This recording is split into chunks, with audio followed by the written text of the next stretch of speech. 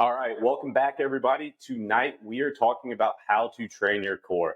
And I'm not talking about how many sit-ups you can do for us to have that awesome six-pack look that everybody's looking for with summer months coming up. Tonight, we are talking about how to train your core to maximize your performance and why we're looking for a keg and not a six-pack. So a lot of you are probably pretty confused as to why I say I want a keg as opposed to a six-pack. So I'm going to let Coach Andy describe to us what we're looking for with that keg and not a six-pack. Okay, so folks, here's the deal. A six-pack has 6 beers, but a keg has 5 gallons. No, I'm just kidding. 120 something beers, actually. 100, right? Okay. Six-pack. People think your abs, right? Most people out there are going to know that that's not really core training. And they'll say, like, no, core, it also involves like your obliques, twisting muscles, yada, yada, yada. In reality, you have to start with what the core is there for to begin with. How does it function? And it's there as a transmission system. We engage the world with our hands and with our feet. We don't usually go around bumping things with the midsection of our body or something like that, except for when we're trying to close a car door with a lot of groceries in our hands. We engage the world with our hands and our feet. And we do this simultaneously. And somehow, some way, your body has to figure out a way to let force go back and forth between your hands and your feet. And that's what your core is there for. It's there to make sure that energy doesn't leak out the sides. So when we say keg, what we mean is not just your abs, not just your obliques, not just your transverse abdominis, but your lower back muscles, the muscles deep within, underneath all that, like your diaphragm, your pelvic floor, all that counts as your core. It is the cylinder around your entire spine, which is why we say keg, not six-pack. So we'll just kick it off with that. Jimmy? Yeah, no, you hit the nail on the head, just kind of covering the basis of what it actually does. And then when you think about, you look at people that have six-pack abs just because, like, young kids can have abs. That doesn't mean they have a strong core. That just means they have low body fat. Like, so six-pack doesn't equate to strength. Like, back in the day, I was 240 pounds. I was probably over 20% body fat, but I could hold 500 pounds on my back, but you could not see a stitch of a single ab. So, because I was eating double wrap burritos, Chipotle, but I could still handle heavy loads, like heavy weight.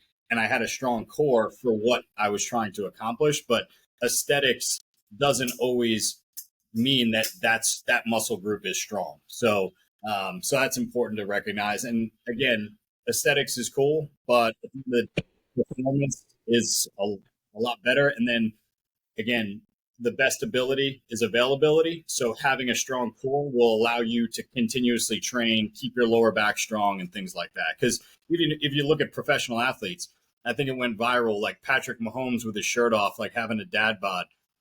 Okay, but he's still one of the best, if not arguably the best quarterback in the league right now. And he'll be in the Hall of Fame, but he doesn't have a six-pack. Travis Kelce, same thing, like doesn't have a six-pack, but you're not going to say they're weak. You're not going to say they're not performing. So just understand that just because it's aesthetically pleasing to have a six-pack doesn't necessarily equate to strength. So, yeah, and you think about those crazy throws Mahomes makes without a strong core, without being able to balance anything like that. He's not making these ridiculous plays. Yeah.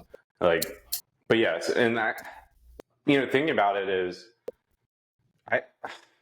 there's got to be some, I know for sure. But if you think about professional quarterbacks, there's probably just very few that you would look at and think like, oh, they look like, like a bodybuilder or somebody you would have seen in a men's health magazine or anything like that, because they are truly training for performance. Yeah. So when we talk about building that core up, a lot of people struggle to understand that you don't necessarily need to be doing just sit-ups, just a bunch of flexion there. What are some of your favorite ways to truly train the core? Yeah. So that's another thing. When people think about core training, they often think about movement. Like I have to do side bends, I have to do crunches. Some people who are more sophisticated might say I have to do like back extensions. But in reality, I think the majority, some people will say half, but I think the majority of core work is not movement, but anti movement. It is resisting movement and keeping your body from bending this way or that. So that's usually the first thing I think of. Again, going back to the cylinder or the keg analogy, is it's got to be all the way around solid. And so oftentimes that means that what we want to do is just resist it bending out of shape. So Yeah, no, it's as far I talked about a little bit last week when we covered different carries and things like that, but I try to hit all three categories of bracing exercises. So anti-extension, so preventing your spine from going into extension. So anti-extension would be like your plank variations, ab wheels, things like that. And that's kind of how I structure that. Okay, I know I'm trying to accomplish this through this week, and this is going to be my progression system. So I have my anti-extension exercises. Then another category is anti-lateral flexion. So preventing your body from flexing laterally. So that would be like a suitcase carry or a suitcase hold. It could be a side plank variation, things like that. Whatever I'm trying to accomplish with the particular phase would just dictate the exercise selection. And then the last one being anti-rotation, which I think is probably the most important. And that would be like your Pallof press variations. You can do different movements with landmines and things like that. But I like having a structure first. And then from there, it just makes it easier as the practitioner to program, because everything I do from a program design standpoint, when I look at a template or when I'm getting ready to program on Train Heroic, I look at, all right, what are my categories of exercises? We've talked about it before. Typically, we follow tier systems, so we know what the structure is there. And then I have my core bracing exercises. I know my structure there. And then it's just plug and play as the practitioner of like, all right, what am I trying to do with this cycle? Do I want it to be more carry related? So I'll add more carries in. Do I want it to be more, depending on the population, maybe it's movement, plank variations, things like that. So that's how I structure a week, is try to hit anti-extension, anti-lateral flexion, and anti-rotation all within the week. That's typically how I structure a week of planning. So. go ahead, man. Oh, no, you go ahead, because I was going to bring up what we were discussing. You were categorizing your athletes and then how you want to truly train the core that way based off what their demands are. Yeah, gotcha. I was just going to say with Jimmy too, I agree with everything Jimmy said. Another thing that I consider when it comes to core training is front loading an entire training block with more core training, especially anti-rotation, anti-extension, anti-lateral flexion, because that's then going to serve as a base from which you can build a lot of the other core lifts and do them correctly, and then which will again serve as the base for another block and so on. But it's a great way to kick off somebody's block if they're coming off of a detraining period. Say a guy, maybe a firefighter who does wildfires in the off season. He gets a little break when there's no fires, and then he comes back from that. Okay, rather than just jumping right back into squats, bench, and cleans or whatever, let's do like some circuit work just to build a little muscle endurance, and let's do a shit ton of anti-rotation, anti-flexion, and so on. And then on the same token as that, like talking about like a early on progression, I would do the same thing with a barbell, because most of the people listening are probably meat eaters. They like lifting heavy, all those things. So what I would typically do is do an anterior loaded squat pattern first. So either a Zercher squat or a front squat before I would progress into my back squat. So let's say first 4 weeks, we're going to do a Zercher squat. It's anterior loaded. You don't have to worry as much about the mobility restrictions that a lot of people have. Then maybe I would progress to front squat. And then maybe that's the next 4 weeks. And then the last 4 weeks of that 12-week cycle, then I introduce the back squat. So it's a good progression because, again, you're resisting movement, like Andy said. If you break in your core at any point on a front squat, that bar is going to dump forward. So I really like doing it that way. So having the core bracing exercise in, but then adding in the front anterior loaded squat patterns, I think are great. And further, you go through your front squat training block and you start off doing pause front squats where you're pausing in the bottom for a 3 count. I often would have clients, athletes, whatever, come to me, hey, what can I do for my core? I tell them pause front squats. They look at me like I had like a third head or something. But it's a great one. And then if you're really into punishment, do a rack of bar just like you would a front squat, and then start doing reverse lunges. 100%. Have fun with that. Yeah, I 100% agree. I'm a huge fan. I have done it with Team Lunch Pail as well. Front rack, forward lunges, front rack, reverse lunges, because you're killing 2 birds with 1 stone. You're getting some core bracing. You're also getting some unilateral work. So if you really want to target and kill 2 birds with 1 stone, if you're short on time, hold something in front of your body and squat it, lunge it, something like that. So I'm a huge fan of that. Huge fan. Yeah, I really like that. And the point you guys bring up about front loading it, because, I think a lot of people think core and they just think, oh, well, this is something I'm going to do at the end of my workout whenever I have time. And I think that gets into when you're just doing it for aesthetics. But really front loading it in those training blocks really allows us to build off of that and then have those better progressions further into that training block, because we've truly built a solid base, a solid core to then move on from there. Yeah. And then again, I'm sure most people that are listening to this want to know how to aesthetically look like they have a 6-pack or achieve a 6-pack. And I'll tell you, 10% body fat or below. So get your diet in check and still include all of what we're talking about, because that'll help you stay healthy under a barbell.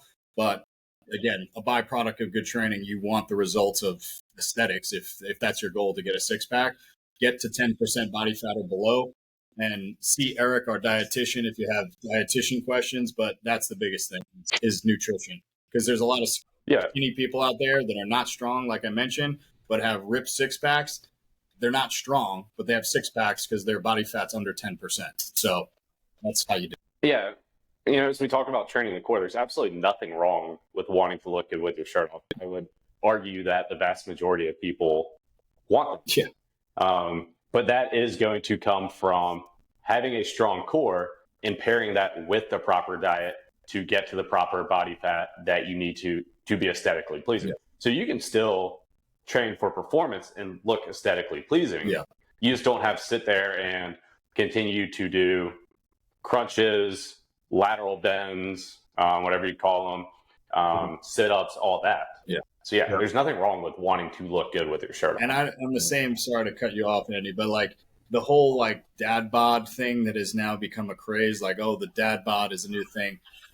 Like that's not what we should be pushing to people, is like, oh, we're just going to settle for mediocrity and we're just going to settle for 30% body fat because I'm a dad and I'm busy. I'm just going to eat my kids' leftovers and chicken nuggets. Like that's bullshit. Like hold yourself accountable and be the leader of your family and take pride in it. Like I'm not like the whole dad bod craze that pisses me off. Like, and it's tough. Like I'm a father myself of 2 kids, but yeah, there's cookies always in the house. Back in the day, I would eat sleeves of Oreos.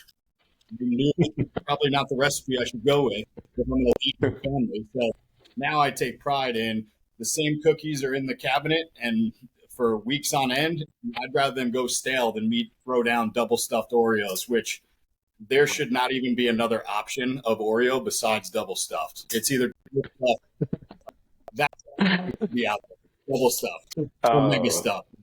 So I feel like the dad bod is just an excuse for people to be lazy. I think it's okay to have a dad bod. And I think it's sad because you get so many people today that there's just so many people who don't give a shit about general health, general fitness. So they use that as a way for them to feel comfortable, like, oh, this person's not going to judge me because I don't work out. So I'll go find somebody that doesn't work out, so I feel good about myself for being lazy as well. And again, I think that's where a lot of it not comes to cut you off, Ben, but it's tough for dads because like you're working, you're trying to provide for your family and trying to put everybody else first. But at the end of the day, like you got to feel for them because if you don't know about strength and conditioning, like you don't even know where to start and how to get yourself out of that hole. So if you're 50 pounds overweight, you don't even know where to begin. So I feel for dads out there and things like that, but you just got to get the momentum rolling, find a structured training program and just start moving. Like one of my favorite quotes is you rest, you rust. So just keep your body moving. So. And, obviously I'm not in the situation of being a dad, but I think like when we had Chris on here a couple weeks ago, what did he say? He gets his training time is 4 a.m., I believe. 4. And then he gives himself to 5, or it was either 5 to 6. Something. So he's making time and he's making that sacrifice to get out and do it. But to your point, there are a lot of people, and it's something we take for granted because we've been around it for so long of just knowing the basic things to do. But there are a lot of people who just don't know where to start. Yeah. So if somebody just doesn't know where to start, and I was discussing it with somebody earlier this week of just start moving for one. Like you don't have to do something crazy you can't follow. Start moving. Yeah. Shoot for, again, if you're going from 0, try to, you talk about it all the time, 100 to 150 minutes a week. However you get there, ideally a half-hour session at a time or longer. But anything is better than nothing. And even a 2-day-a-week strength plan, 2 days total body training plan is better than nothing. Just get yourself moving. 2 days strength, 3 days to 4 days of conditioning, and just get the body moving and prioritize protein, and you can get there. So, going a little off topic, but just piggybacking on what everyone else is saying, just try and do a 10-minute walk after every meal. Yeah. So if you eat 3 squares a day, eat your meal in 5 minutes. I don't know, it takes me 5 minutes to eat. And then go for a walk for 10. That's a 15-minute break at work. And you'll see great improvement in, body fat percentage and whatnot. It's used by bodybuilders all the time as a way of cutting weight. So, yeah, no, it's a good call. So, cool. What else? All right, so we've got a little bit of a rabbit hole there with the dad bod and everything else. So let's bring it back into when we talk about core training. So we talked about, being able to stabilize our body, and we talked about power presses. What are some other ways we look at training that core? I know for me, I'm a big fan of crawl variations. Are you guys putting that into training with your guys? And I think it really touches on with what you were saying in the intro, Andy, on, you have the core, but then you're going and touching things with your hands, your feet. And so everything is coming off of that keg. Yeah. Or everything's going through the keg, But, to go answer the crawl question, I have not programmed it lately, but I do really like it, especially when you get particular about how to do it correctly, where you're in a quadruped position, where your knees are just hovering over the ground ever so slightly, your back is parallel with the floor or with the ground, and then you move without that back changing position, forward, backwards, sideways, circles, whatever. It's an excellent core warm up and a core workout if you do it right. Yeah, I think that's phenomenal to throw into warm ups. You talk about without that core or that back moving any which way. A very easy way to tell if we're in the right position is I know whenever I coach a hinge, or if we get into a bent over row, I'll talk about like, hey, make yourself flat like a tabletop. You could do that with just a bear crawl. If you were to have, I remember I used to put it on our laminated workout sheet. I put on their back or for their core to stay as stabilized as possible. That laminated sheet should not be falling off as they do that crawl. Yeah, there's a lot of variations of crawls. I think it's phenomenal when we look at the warm up because we look at it, it's true full body. And then if we're getting into something of like a front squat, a lot of people might not have that wrist mobility. So we are working that wrist mobility in there, and we're getting into a lot of these positions that we might not necessarily get into throughout the day. Yeah. Or in our training sessions.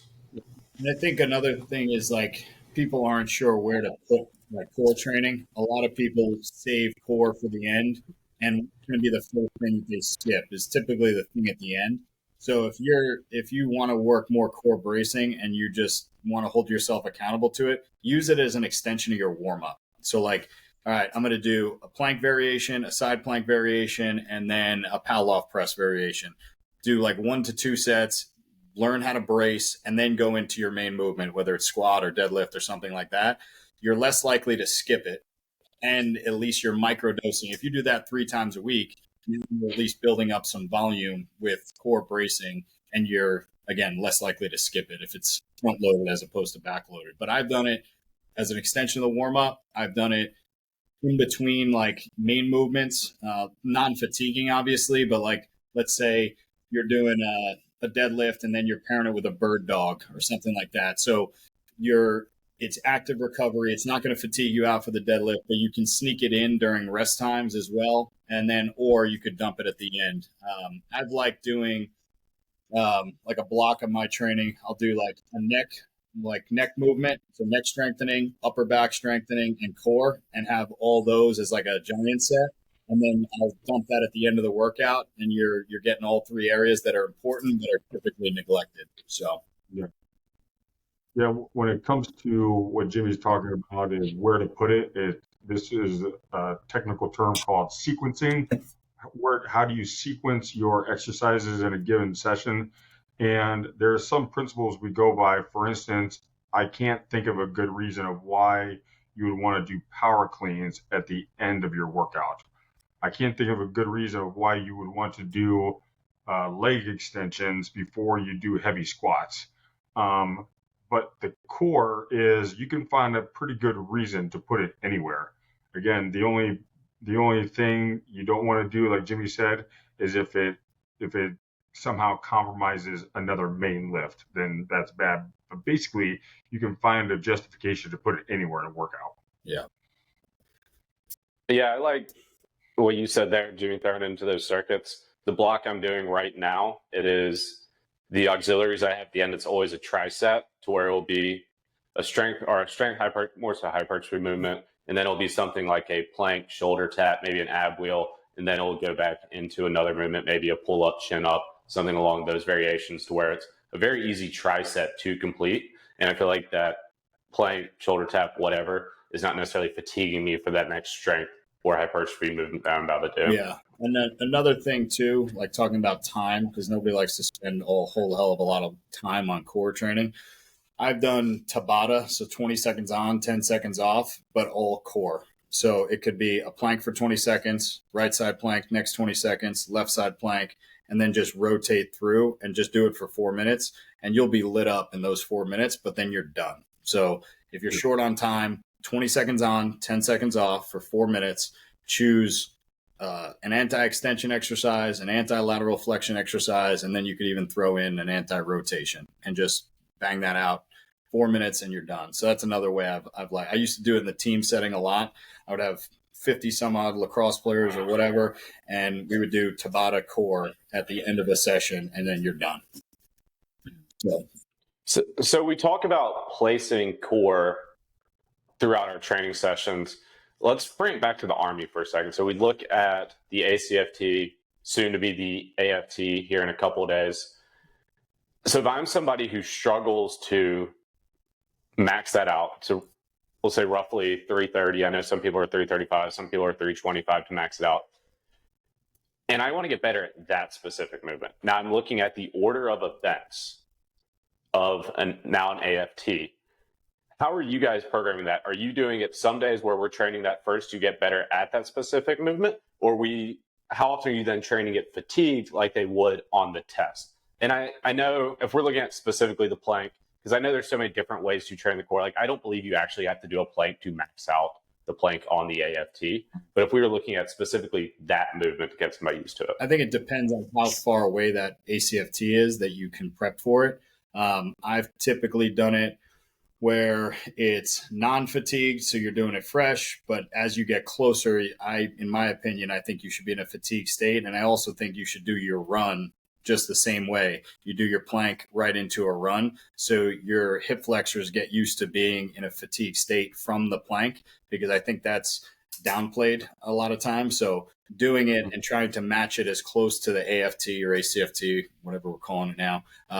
So yeah, it just depends on how far away you are from it. If you have more time and you don't have to be as specific, I've done it where I'll say, hey, you're going to accumulate your max time. So whatever it is, like 330 in as few as sets as possible. So that's one way I've done it. Another way I've done it is like building up volume over time. So, hey, we're doing set 1 is a minute and a half, set 2 as 45 seconds, set 3 is 30 seconds, and then just building volume for each set as you progress. So eventually you're getting to whatever your goal time for that event is. So that's usually further out, but the more specific way is, again, just trying to do it as similar to the events as possible. And then especially going on that run afterward. So yeah, that's my.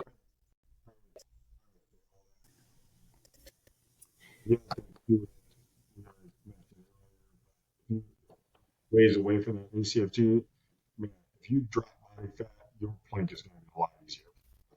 That's any body weight movement. You drop body fat, you're going to see gains immediately.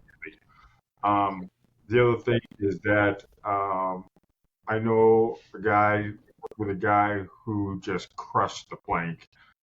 Did it with flying colors, easy. You could do like 10-minute planks, and his secret was 1,000 flutter kicks, like 3 times a week. So, I mean, it's working a lot of the same pattern as the plank. It's just doing it more in a dynamic way. So, anyway, there's lots of ways to skin that cat.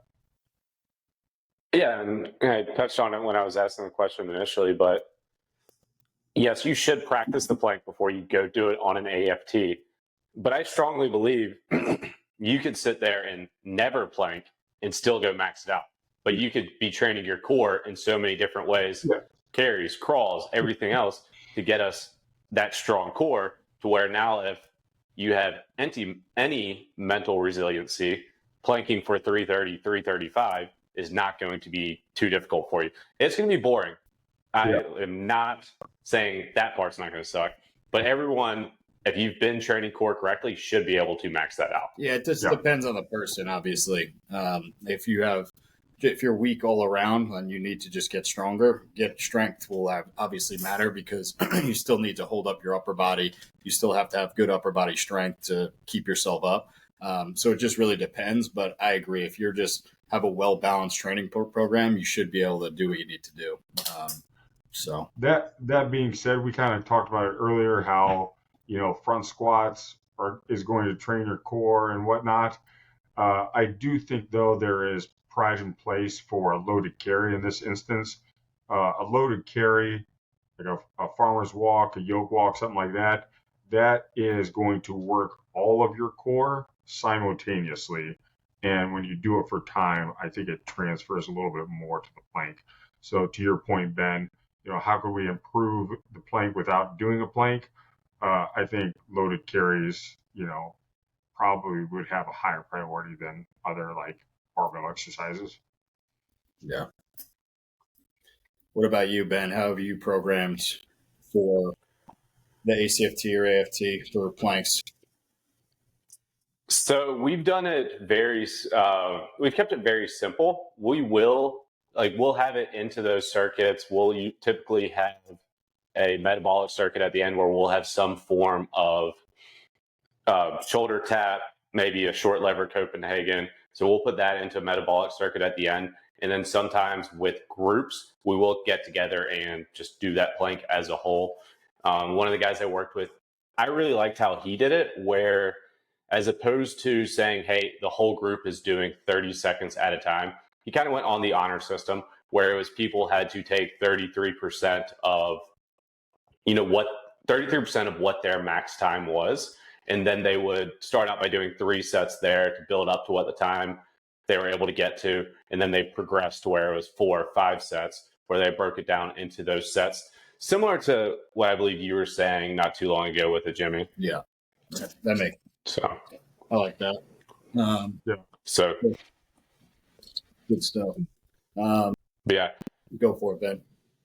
Yeah, so there's definitely a lot of different ways to train the core. So tonight we've talked about carries, crawls, pal off presses. You were talking about it earlier, Jimmy. I think one of my absolute favorite pal off presses is tough, and there's so many different ways to progress it, but is the overhead pal off press, where you had the band attached to, and now we are pressing where that band is trying to pull me into that lateral flexion.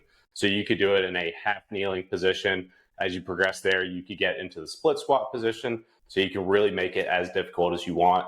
And I think we look at those power presses too. There's so many different ways to progress them as a whole. So it doesn't have to be, if we're looking at a traditional pal off press where it's 1, 2, 3, like you can do so many different variations, whether I'm holding it here. I will say, if you are holding that pal off press, make sure we are using our core, that we are not shrug our shoulders and start holding here for 30 seconds. We can do circles, we can do the alphabet, we can write our name. So there's definitely a lot of ways to mix it up that we keep that training from getting getting boring and just doing the same thing repeatedly. Yeah. I like that point too, because again, time is important. We always talk about like everything that goes into a training program. You have your strength work, you have your power work, you have your conditioning, your core, your injury prevention. There's only so much time in a week to fit everything in. So if you can blend things together, like what you said, doing a pal off press to overhead press, like now you're getting anti-rotation plus anti-lateral flexion. So you're killing two birds with one stone. So anytime you can do that in one exercise, in my opinion, that's where you want to be. So Yeah. Yeah, and I like that point there, Jimmy, because I think we should do it 1 week where we talk about like there's so many different things that people can do for training, and how do you address going into what should go into your training session. I know that's one of the big things the lunch pail touches on, but I think we could do a whole episode of talking about how to determine, oh, do I have time to foam roll before this? Oh, I'm 40 years old, so I need to do a 10-minute warm up. Oh, I only have 60 minutes to do this whole lift. Now I got to do a cool down. Yeah. And like, how do you actually package it in? And I remember years ago hearing Scott Sinclair at a conference, somebody asked him about like, oh, what do you do with foam rolling? And he's like, what do you mean? We don't do it. He's like, I have X amount of hours per week. Why am I going to waste 30 minutes just roll back and forth? So like, and there's nothing wrong with foam rolling. I'm not saying there is, but it was deciding what you need to do. So yeah, I think that'd be a good conversation for us to have 1 week on here about how you truly decide what to throw into your training session. Yeah, and that just sparked up a thought for me as far as when you talked about like injury prevention and stuff like that. If you've ever touched a barbell, you've probably had some sort of back pain at some point in your career. Anytime I have, my former intern of mine, who is just a good buddy of mine, is now he's got his doctorate in physical therapy, so he's a practicing physical therapist. I'll always hit him up and basically ask him like, "All right, what do I do? I'm jacked up. How do I get back to neutral?" And he always programs in the McGill Big Three. So it's an easy Google search or YouTube video to see those exercises, but it's a McGill curl up, it's a McGill side plank, and a bird dog.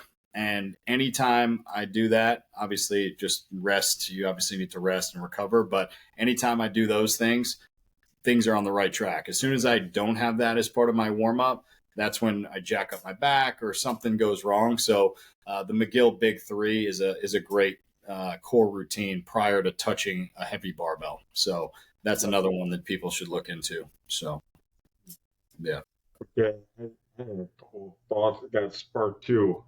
One is when it comes to core training, you really need to accept the fact that you're not going to be able to track its progress through a max effort like a 1 rep max or something like that. Almost all the lifts we do in the weight room, you can do intensity based upon some sort of a maximum effort or maximum performance. That's not the way it is with core.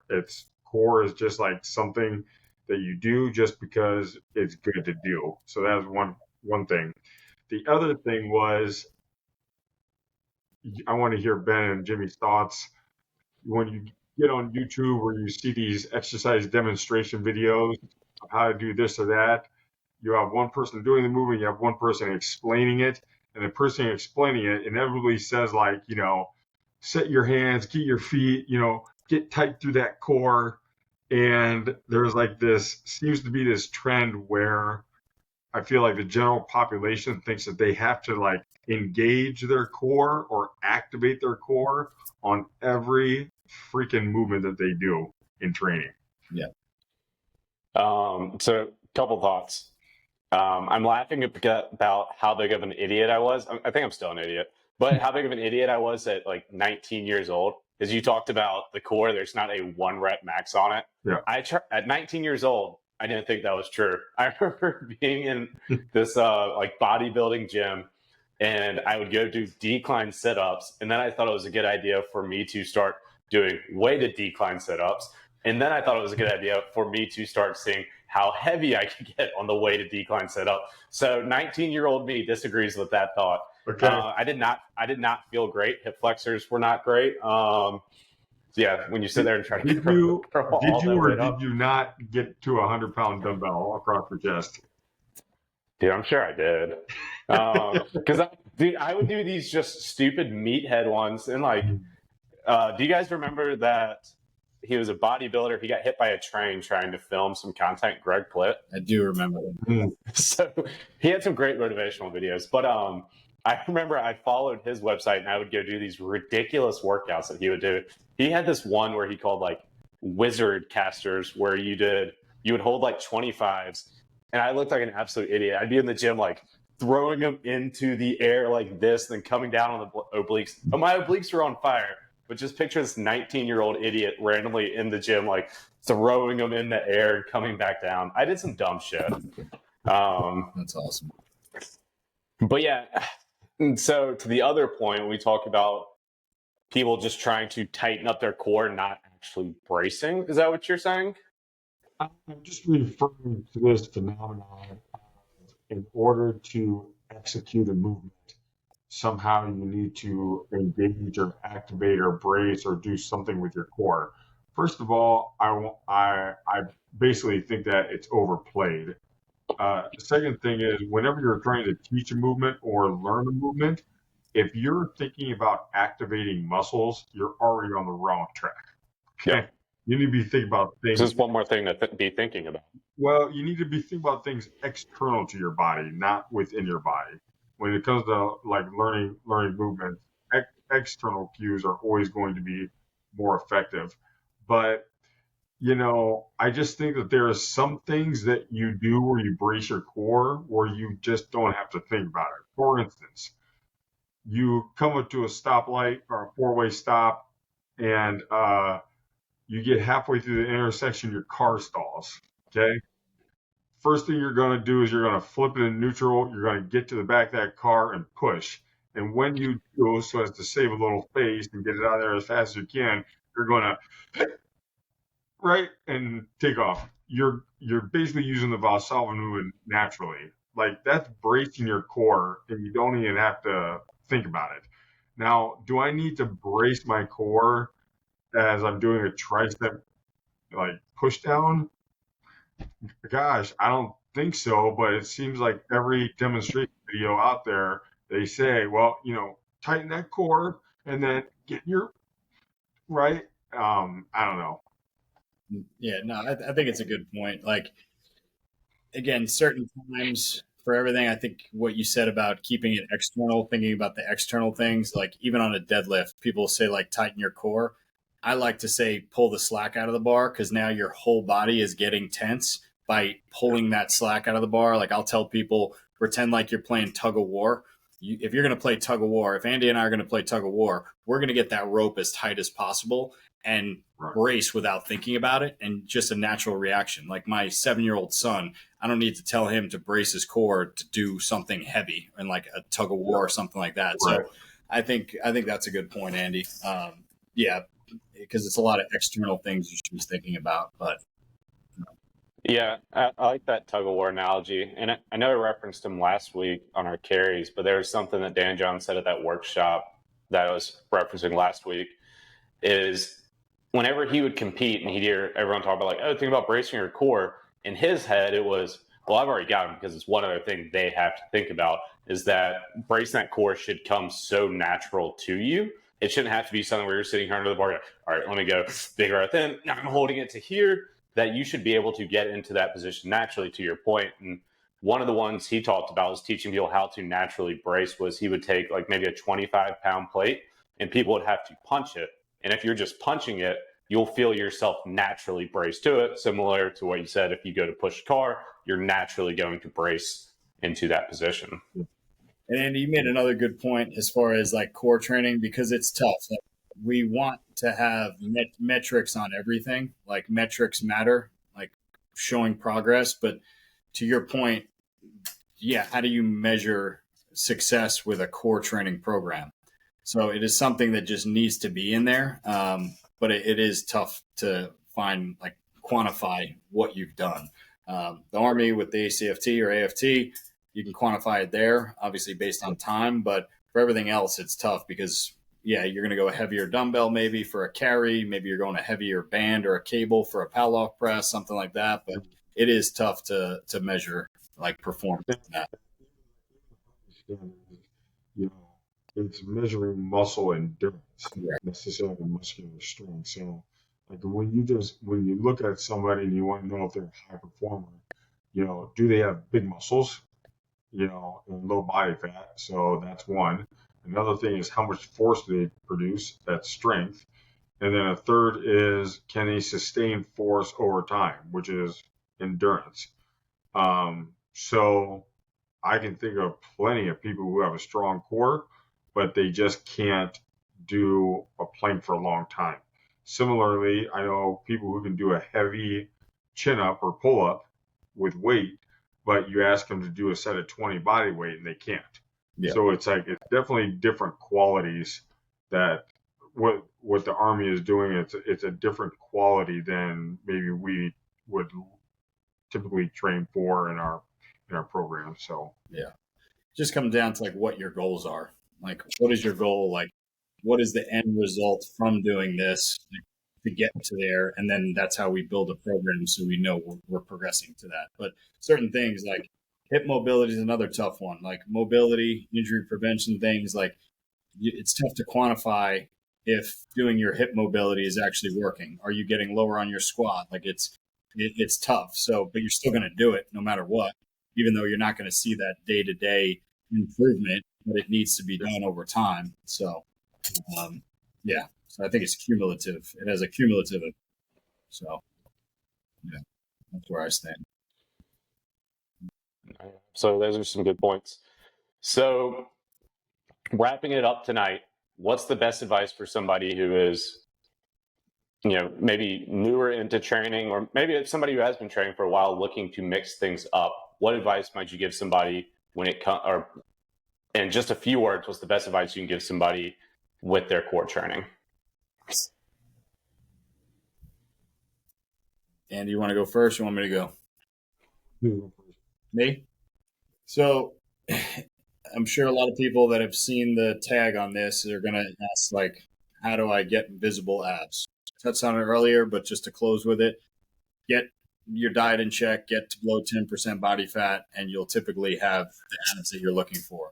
Now, on the performance side of things, if you're somebody that skips your core training, try doing it at the beginning of your session. You're less likely to skip it, and try to have balance with it. Don't just do crunches, hanging knee raises, things like that. Try to do more trunk work, trunk bracing, whether it's like we talked about, the plank variations, carry variations, like suitcase carry variations, and then Pallof press variations.